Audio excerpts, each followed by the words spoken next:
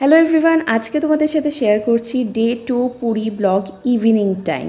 তো ইভিনিং টাইমে আমরা বেরিয়ে পড়েছিলাম, আর একদিনেই আমরা বুঝতে পেরেছিলাম যে ট্রান্সপোর্টেশন কস্ট অনেকটাই বেশি পুরীতে এখান থেকে সেখান যাওয়ার জন্য। একজন যাও দুজন যাও, সেই জন্য বিশ্বজয় কী করেছিল, রেন্টে একটা স্কুটি নিয়েছিল। তো আগে যদি আমরা নিয়ে নিতাম অনেকটা আমাদের সেভিং হতো, আর এই স্কুটি না 3জন 4জন বসে যাও কোনো প্রবলেম না, মানে তোমার রিস্কে আর কি।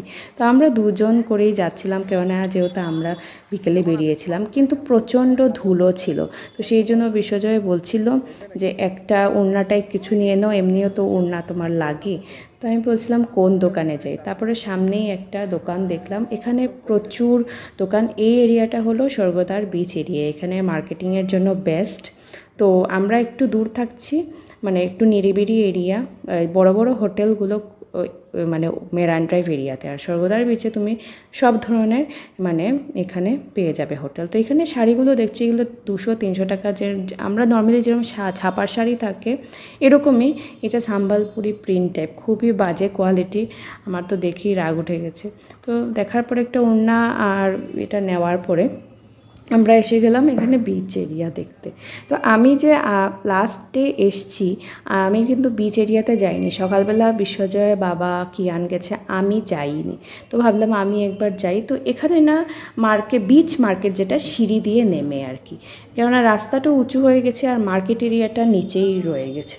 তো এখানে প্রচুর মার্কেট এরিয়া, একই জিনিস বারবার রিপিট হচ্ছে, অনেক দোকান খুলেও নি। এখানে আমি জগন্নাথের মূর্তি দেখছিলাম আর ভাবছিলাম এগুলো আমার নিয়ে যাওয়া একদমই পসিবল না ফ্লাইটে।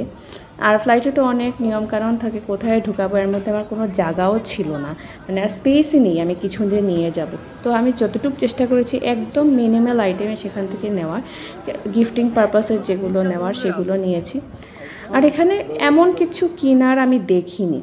আমি বলবো দীঘাতে যেরকম ভ্যারাইটি তোমরা পাবে, মন্দারমণি এরিয়া, পুরী তো সেই লেভেল মানে অতটা পাবে না।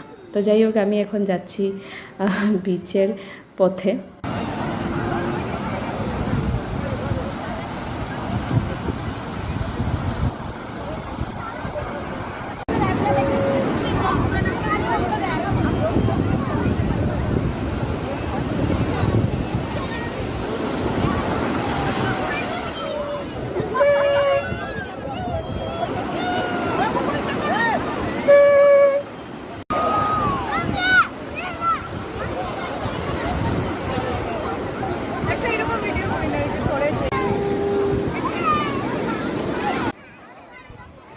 তো সন্ধে